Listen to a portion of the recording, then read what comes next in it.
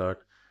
நேத்து நம்ம கெஸ்ஸூல பார்த்த இந்த செயிண்ட் யாருன்னா, செயிண்ட் சிமியோன் ஸ்டைலிட்ஸ் அப்படின்னு சொல்லக்கூடாங்க. ஸ்டைலிட்ஸ்ன்றத வந்து குரூப் ஆஃப் மாங்க்ஸ்ன்னு சொல்லப்படுது.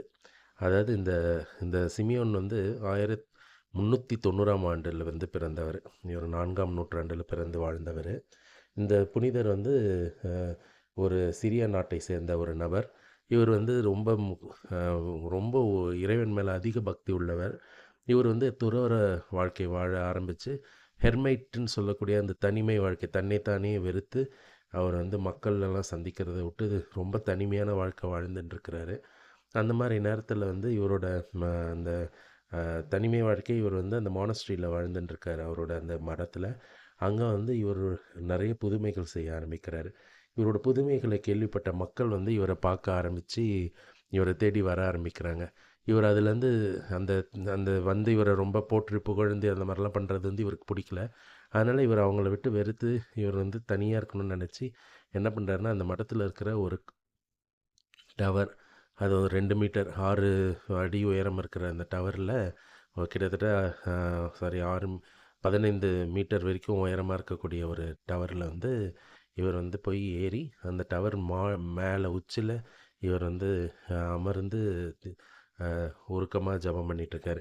அது எந்த அளவுக்குன்னா, 1 ஸ்கொயர் மீட்டர் அளவுக்கு இருக்கக்கூடியது. 1 ஸ்கொயர் மீட்டர்ன்றது என்னன்னா, 1 அடி 1 அடி இருக்கக்கூடிய ஒரு கட்டம். அதில வந்து நிக்க முடியும்.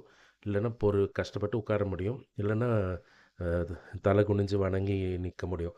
இது மட்டும் தான் பண்ண முடியுமே ஒழிய, அவரால வேற எதுவுமே பண்ண முடியாது. தன்னைத்தானே வெறுத்து ஒதுக்கி வாழணுன்றதுக்காக அந்த வாழ்க்கைய வாழறாரு. கிட்டத்தட்ட 37 ஆண்டுகள் அந்த டவர்லயே இருக்கிறாரு. அவர் தரையில படுத்ததே இல்லையாம்.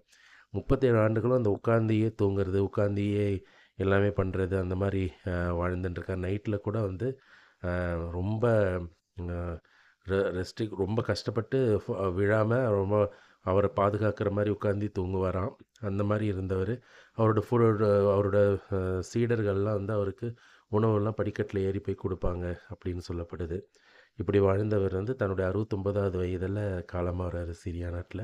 எந்த அளவுக்கு கடினமான ஒரு ஒருத்தல் முயற்சிலாம் அந்த காலத்துல இருந்திருக்காங்கன்னு பாருங்க. இந்த புனிதரோட தாயும் வந்து ஒரு புனிதை தான். அவங்களும் அதே மடத்துல அந்த பில்லருக்கு கீழேயே வாழ்ந்து அங்கேயே இறக்குறாங்க. எந்த விதமான அ பாச பிணைப்புகளும் இல்லாம எல்லாத்தையும் துறந்து வாழ்ந்த ஒரு முக்கியமான ஒரு புனிதர் இந்த சிமியோன் ஸ்டைலிட்ஸ்ன்னு சொல்லக்கூடியவரு. Praise the Lord.